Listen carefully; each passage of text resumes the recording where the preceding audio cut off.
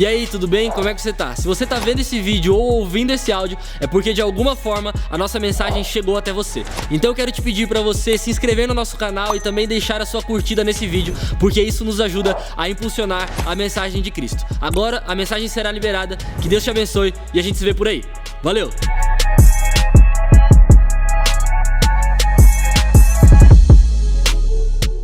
Hebreus 10, 22 em diante diz assim: assim, aproximemo-nos de Deus com um coração sincero e com plena convicção de fé, tendo os corações aspergidos para nos purificar de uma consciência culpada e os nossos corpos lavados com água pura.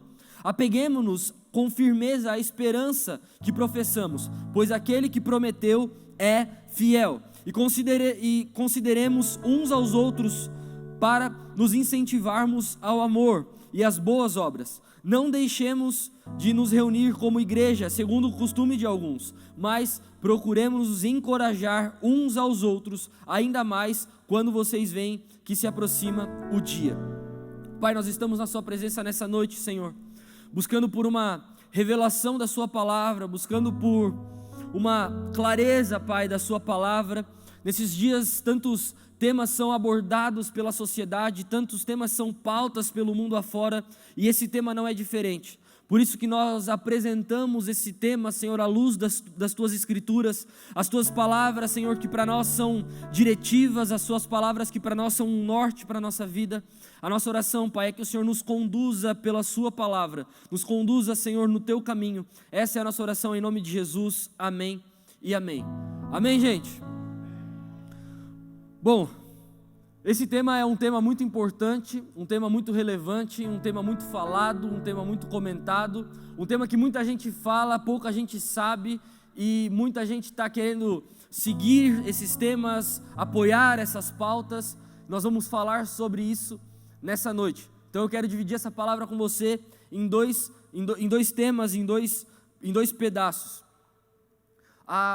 Uma coisa que é muito importante nós dizermos antes de ser dita qualquer coisa é que a palavra de Deus, ela é luz, e a palavra de Deus, ela é caminho, a palavra de Deus é uma direção. Existem alguns temas que você não vai encontrar eles explicitamente na Bíblia, mas você consegue encontrar direções e caminhos para seguir aquilo que Deus está falando ou aquilo que Deus está querendo dizer. E sobre esses temas não é diferente. Sobre esse tema não é diferente. Muito tem se falado hoje sobre aborto, sobre feminismo, sobre legalizar ou não legalizar, quando é crime, quando não é crime, quando pode, quando não pode. E a verdade é que o que nós precisamos entender antes de tudo é que a palavra de Deus, ela nos traz luz. A palavra de Deus não deixa nada obscuro, ou não deixa nada mal entendido, ou não deixa nada interpretativo.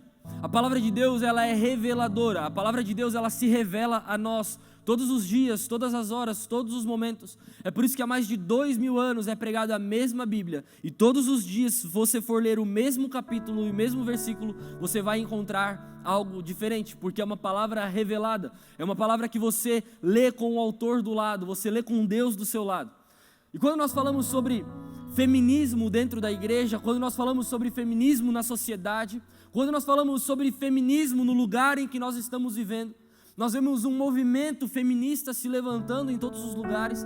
Existem movimentos feministas cristãos pessoas que seguem a Cristo e são feministas ao mesmo tempo, pessoas que estão dentro de uma faculdade e apoiam pautas feministas, pessoas que estão dentro da igreja e apoiam pautas feministas.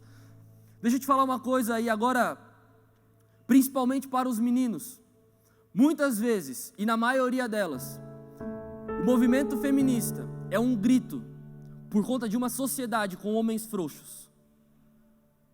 Muitas vezes, e na maioria delas, eu não estou falando aqui sobre homens frouxos no sentido de homens que não são rudes, ou homens que não são, que não comparecem. Eu estou falando aqui sobre homens que não cumprem o seu papel, sobre pais que acham que é só sair fazendo filho por aí e deixa que a mãe cria, sobre homens que não tomam o seu papel na sociedade, o papel de defender, o papel de apoiar, o papel de estar presente como um homem aonde Cristo o colocou.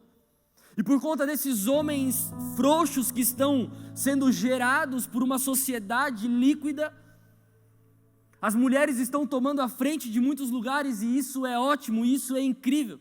Afinal de contas, vamos ser sinceros aqui, as mulheres são muito melhor do que nós em muitas coisas, né? Quem nunca estava procurando alguma coisa e a mãe foi lá e encontrou, ou a esposa foi lá e encontrou. Porque a minha mãe sempre fala uma coisa e parece que é verdade, que existe um sexto sentido, existe um algo a mais, e esse algo a mais Deus deu para as mulheres. É por isso que quando você não ouve a sua mãe, quando você não ouve a sua namorada, quando você não ouve a sua esposa, você geralmente quebra a cara. É ou não é verdade? Então, nós precisamos entender, gente, que nós como homens, e agora falando aqui para todos os homens, todos os meninos que estão me ouvindo nessa hora, nós precisamos tomar a nossa posição. Qual que é a nossa posição? É uma posição de agressores? É uma posição de opressores? Não. É a posição que Deus nos deu. Eu e você, homens, nós somos chamados para cumprir um papel nessa terra. Qual que é? Amar como Cristo amou a igreja. Existe uma coisa que eu gosto muito na cultura judaica, é que judeus não fazem negócios com homens adúlteros, homens que traem as suas mulheres. Sabe por quê? Sabe qual que é o pensamento deles? Um homem que não é capaz de ser fiel à mulher que ele dorme todos os dias, não será fiel nos negócios. Um homem que não é capaz de ser fiel à mulher que ele dorme todos os dias, que ele vê todos os dias, esse homem não será fiel nos seus negócios. Esse homem não será fiel na sua palavra, esse homem não será fiel em qualquer coisa que ele fizer na vida, porque se ele não é capaz de ser fiel à mulher que ele escolheu, à mulher que está do seu lado, à mulher que defende ele, que protege ele, que faz de tudo por ele, esse homem não é fiel em mais nada. Uma geração de homens frouxos, uma geração de homens que não conseguem tomar o seu papel, uma geração de homens que não conseguem cumprir a missão que Deus tem para eles nessa terra. E aí é onde nós vemos mulheres sustentando uma casa, e aí é onde nós vemos mulheres às vezes trabalhando em 2 empregos, trabalhando em vários lugares, e aí você me pergunta, mas as mulheres não podem trabalhar? É óbvio que podem, mas a pergunta que eu te faço é: o nosso papel de homem da casa, o teu papel de um filho homem, de um filho mais velho, o teu papel de homem dentro do teu trabalho, será que você está cumprindo? Ou será que às vezes nós como homens somos os primeiros a correr? Ou somos os primeiros a largar? Você já percebeu que quando uma criança nasce de um relacionamento que não era saudável, geralmente o homem vaza e quem fica com a criança é a mulher? Já percebeu isso? Quando as coisas estão apertando, quando está tudo dando errado, quando o homem pira e a mulher é quem segura. Quantas vezes a Bia já me salvou de fazer coisas erradas gigantescas. Sabe por quê? A mulher é chamada para caminhar ao lado do homem. É por isso que você precisa ter uma mulher do seu lado. Seja sua mãe, seja sua namorada, seja uma amiga, seja alguém que você confia. Homens, tenha uma mulher do seu lado. Não precisa só ser uma mulher para você se relacionar, uma namorada, uma esposa, mas tenha amigas. Tenha uma parceira que você pode contar, porque as mulheres, elas abrem a nossa cabeça. Essa que é a grande verdade. Existe um texto que é tabu para muita gente, que está lá em Efésios, que diz assim, mulheres, sejam submissas, cada uma a seu marido, como ao Senhor, pois o marido é o cabeça da mulher, como também Cristo é o cabeça da igreja. Sabe, muitas mulheres leem esse texto e olham para esse texto e a submissão para muitas pessoas é estar por baixo de algo, é estar por baixo das opiniões. A opinião das mulheres não vale, a opinião de quem está perto não vale. E aí o homem acaba se tornando aquele homem com o ego inflado, onde todas as decisões são dele, onde a última palavra sempre é dele. Deixa eu te falar uma coisa, quando a Bíblia fala sobre submissão, o resultado de estar sobre essa missão é os dois caminharem na mesma missão. É os dois caminharem para o mesmo propósito, é os dois caminharem para o mesmo objetivo. Sabe por que o movimento feminista está tão alavancado nesses dias? Porque dentro das nossas casas nós estamos divididos. O homem correndo por uma missão e a mulher correndo por outra missão. O filho correndo por uma missão e a mãe correndo por outra missão. o amigo correndo por uma missão e a amiga correndo por outra missão. Homens e mulheres divergindo opiniões, divergindo lugares. Você é machista, você é feminista, você me odeia, você não me ama. Quando na verdade Deus nos chamou para caminhar sobre a mesma missão. Não dividir, mas construir algo juntos. Não dividir, mas construir algo que os dois possam desfrutar. Deixa eu te falar uma coisa, meu irmão, minha irmã, presta muita atenção nisso. Esses movimentos nascem de um egoísmo de ambas as partes. Porque muitas pessoas não buscam igualdade, elas buscam prioridade. Muitas pessoas não buscam ser iguais, muitas pessoas buscam ser maior. E esse é o problema. Quando Deus vai criar a mulher, quando Deus vai criar o homem, quando Deus vai nos formar, Ele forma pessoas e seres perfeitos que se encaixam e que caminham sobre a mesma missão. Eu gosto muito desse texto de Gênesis, quando Deus vai criar a mulher, olha a importância da mulher, presta atenção nisso. Gênesis 2:18. Então Deus declarou: não é bom que o homem esteja só, farei para ele alguém que o auxilie e corresponda. Não é bom que o homem... Você sabe onde é que o homem estava quando Deus disse isso? O homem estava dentro de um jardim perfeito, onde não existiam frutas podres, onde não existiam espinhos, onde não existia nada que o pecado trouxe, um lugar perfeito. Mesmo num lugar perfeito, o homem sozinho consegue se acabar. Não é bom que o homem esteja só, farei para ele uma ajudadora. Olha a importância que uma mulher tem na vida de alguém, na vida de um homem. Olha como é importante um lugar perfeito, um ambiente perfeito, onde não havia pecado, onde não havia falha, onde não haviam erros, onde não tinham espinhos. Tudo que planta nasce, tudo que você pega dá para comer, porque não existe frutas podres, porque não tem bicho comendo os alimentos por aí. Um lugar perfeito. Mesmo nos lugares mais perfeitos da terra, não é bom que o homem esteja só. Farei para ele alguém que o auxilie e corresponda.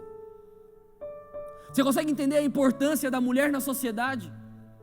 Um lugar extremamente perfeito, Deus coloca a mulher ali, para ficar mais perfeito ainda, para que haja uma comunhão, para que haja uma unidade, para que Deus possa olhar e ver, agora sim a criação está completa. Meu irmão, deixa eu te falar uma coisa, nós não servimos a um Deus egoísta, nós não servimos a um Deus machista, nós não servimos a um Deus opressor. A sociedade é tudo isso. Muitas pessoas podem ser tudo isso, mas um Deus genuíno, o Deus verdadeiro, o Deus que nos amou e se entregou por nós, é um Deus que se preocupa com todos. Mais do que só isso, quando Deus olha e diz que não é bom o homem estar só, farei para ele uma ajudadora. Olha só o que Deus faz. Deus coloca um homem em um sono profundo e tira da costela do homem, tira uma costela do homem para fazer a mulher. Porque o homem e a mulher precisam caminhar lado a lado. Deus não tira a unha do dedo do pé, Deus não tira um fio de cabelo, Deus tira uma costela, para que eles caminhem lado a lado, sobre a mesma missão. Você consegue entender isso?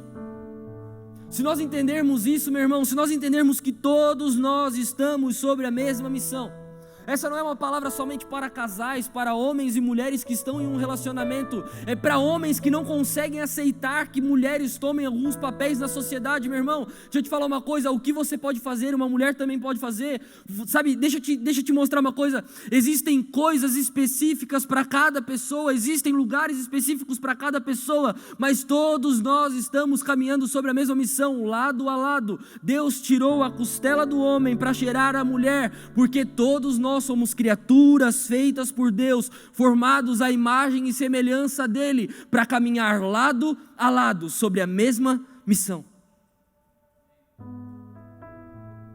Caminharmos sobre a mesma missão, caminharmos sobre o mesmo propósito. Qual que é essa missão? Qual que é esse propósito? Que o reino de Deus se expanda, que as pessoas conheçam ainda mais Deus, que todos possam cumprir os seus propósitos nessa terra.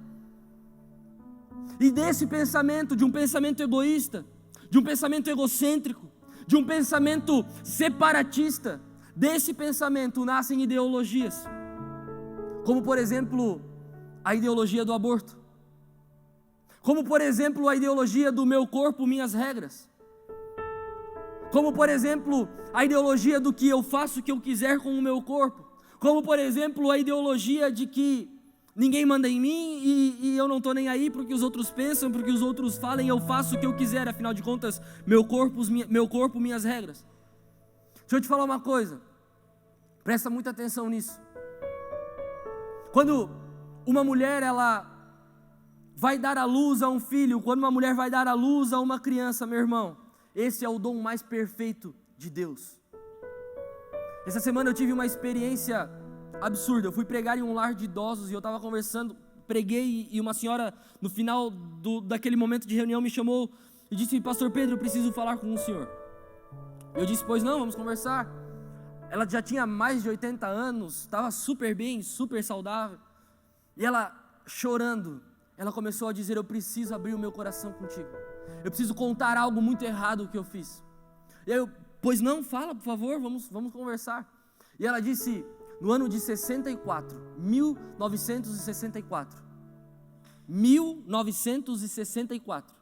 no mês de maio, eu abortei o meu filho. E eu não consigo me perdoar até hoje. Depois de lá eu já tive mais 2 filhos, mas aquele filho era um filho de uma promessa que Deus tinha na minha vida. Foi uma noite de amor, foi uma noite qualquer, e nós estávamos em um baile e eu conheci um homem, nós saímos juntos e eu acabei engravidando. Em 1964, em maio, pela manhã bem cedo, eu fui em um amigo, ele me vendeu uma injeção, eu apliquei aquela injeção no meu quarto e no outro dia eu evacuei o bebê. O bebê já estava com 3 meses, senti várias dores e aí ela começou a me explicar o processo.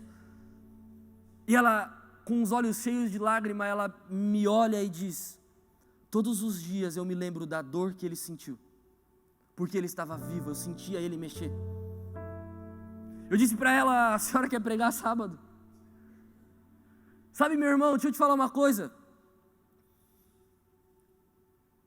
Muitos de nós somos muito egoístas. Muitos de nós, e não é só nessa área, várias outras áreas, em muitas áreas da nossa vida, nós somos muito egoístas. Nós somos egoístas com os nossos amigos, nós somos egoístas com as pessoas que estão à nossa volta, nós somos egoístas na sociedade que nós estamos. No Brasil, por exemplo, você matar um bebê no ventre, além de crime, você também infere um mandamento de Deus, está lá em Êxodo: não matarás. Afinal de contas é uma criança, é uma vida ainda em formação, uma vida ainda sendo gerada, uma vida ainda em processo de evolução, mas já é uma vida. E para provar para você que já é uma vida, eu quero ler para você um texto, que diz lá em Lucas 1:41, quando Isabel ouviu a saudação de Maria, o bebê agitou-se em seu ventre. Isabel ficou cheia do Espírito Santo. Em alta voz exclamou: bendita é você entre as mulheres, e bendito é o filho que você dará à luz. Mas por que sou tão agraciada a ponto de vir me visitar a mãe do meu Senhor? Logo depois de ter ouvido que a sua saudação chegou aos meus ouvidos, o bebê que está em meu ventre agitou-se de alegria. Você consegue entender isso? Durante essa semana eu conversei com várias meninas e mulheres que tiveram filhos há pouco tempo, e conversando com todas elas, eu pude perceber que conforme as coisas vão acontecendo nesse mundo externo, a criança em um mundo interno, ela vai tendo reações aos acontecimentos. Quando a mãe fica nervosa, quando a mãe fica estressada, quando a mãe está feliz, um ambiente de barulho, um ambiente de silêncio, a criança vai tendo reações dentro da mãe que comprovam que ela é uma vida, que ela tem emoções, que ela tem sentimentos, ainda em formação, mas existe vida ali. Quando essas 2 mulheres, Maria e Isabel, se encontram e elas se saúdam, o bebê que está no ventre dela se alegra e ela é cheia do Espírito Santo de Deus. Você consegue entender que desde o ventre já existe poder de Deus? Existe poder de Deus em nós, meu irmão, em mim e em você, desde que nós somos gerados. Desde que existe uma fecundação, desde que nós somos um feto. Existe poder, existe espírito, existe alma, existe corpo. Existem sentimentos. Nós precisamos entender de uma vez por todas e nos lembrar disso. Guarda isso no teu coração, guarda isso na tua cabeça, guarda isso, anota isso. O feto, ele não é um componente do corpo da mãe como um pé ou como uma mão, ele não é uma extensão do corpo da mãe. O feto é um presente que Deus dá para uma mãe de gerar, de poder gerar. A única pessoa no mundo que tem o poder de gerar é Deus e uma mãe. A única pessoa no mundo que tem o poder de trazer à existência algo que não existe é Deus e uma mãe. Deus compartilhou com as mulheres o dom mais perfeito que existe, o dom de gerar a vida. E a sociedade que nós estamos vivendo está querendo matar esse dom precioso, o dom de gerar vida. Um dom lindo que Deus nos deu, pessoas pecadoras, pessoas com falhas, pessoas que erram, todos os dias podem gerar vida. Muitas vezes nós não estamos abortando só um bebê, nós estamos abortando um sonho.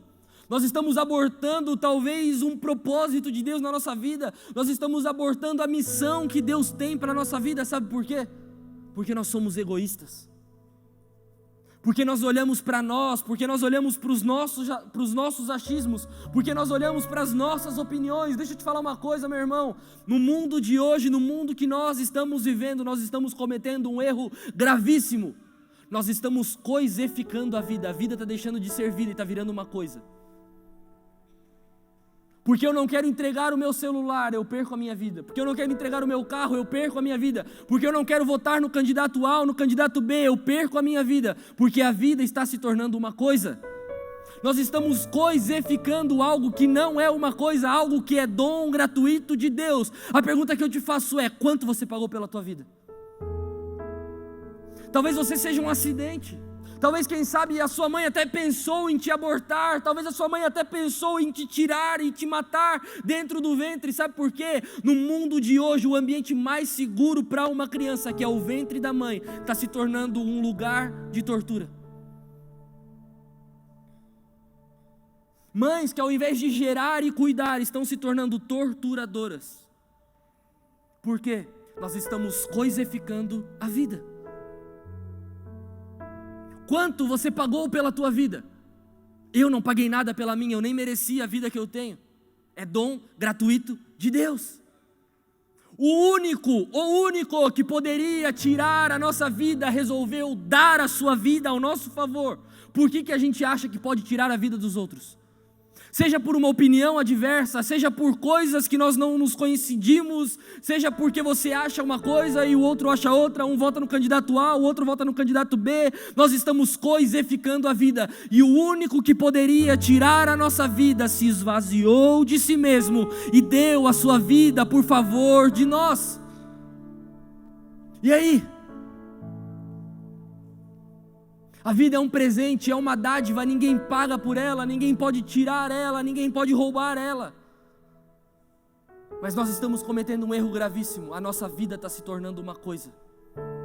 Por sentimentos eu tiro a minha vida, por emoções eu tiro a minha vida, por opiniões eu tiro a minha vida. Para encerrar com você, eu quero ler Hebreus 10, 25, o último versículo que nós lemos. Não deixemos de reunir-nos como igreja, segundo os costumes de alguns, mas procuremos nos encorajar uns aos outros, ainda mais quando vocês veem que se aproxima o dia. Sabe qual que é o maior antídoto para todas essas ideologias, para todos esses pensamentos, para qualquer outra coisa? O maior poder de Deus para tudo isso é a unidade. O maior poder de Deus para nós combatermos tudo isso é a unidade. É nós nos unirmos, nós sermos um com Cristo, como Ele é um com o Pai. Vem quem quiser, entra quem quiser, porque aqui nós somos unidos, porque aqui nós não divergimos nas opiniões, porque aqui o que vale é a opinião de Cristo. Unidos em uma unidade, estarmos juntos todas as horas, sempre, em todos os momentos. A coisa que mais me alegra nessa terra é o que nós vamos fazer daqui a pouco: comer, brincar, se divertir e rir, porque isso é igreja.